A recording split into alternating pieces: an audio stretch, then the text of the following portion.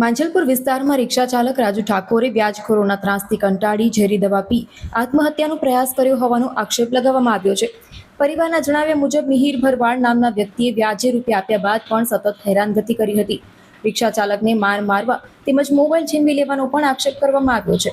ઝેરી દવા પીધા બાદ રાજુ ઠાકોરને સારવાર માટે ગોત્રી GMERS હોસ્પિટલના ICUમાં દાખલ કરવામાં આવ્યા છે।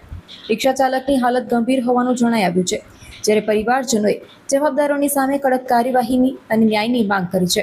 દવાખાને આવ્યા છે અમે મારા પપ્પા છે એડમિટ છે હજી એમને મારા પપ્પાએ એક જણ પાસેથી રિક્ષા મારા પપ્પા ચલાવે છે, એક જણ પાસેથી પૈસા લીધા હતા। એનું નામ છે મિહિર ભરવાડ છે। એ ભાઈએ પરમ દિવસે સાંજે એમને માંજલપુર વિસ્તારમાં લઈ ગયા મારા પપ્પાને, પૈસા કાઢી લીધા, મોબાઈલ કાઢી લીધા અને મારા પપ્પાને માર્યા। મારા પપ્પા આવ્યા ઘરે અને ઘરે આવીને મારા પપ્પા દવા પી ગયા છે, હજી હોસ્પિટલમાં છે, ICUમાં છે, સિરિયસ છે। શું કારણ શું હતું મારવાનું? એ પૈસા મારા પપ્પાએ થોડા લેટ આલ્યા હશે, એટલે વ્યાજ પર પૈસા લીધા હતા? વ્યાજ પર પૈસા લીધા હતા ને વ્યાજ ચૂકવતા હતા અમે।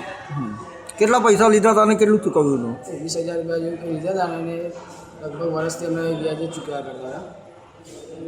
એટલે શું આશા શું માંગ શું તમારી?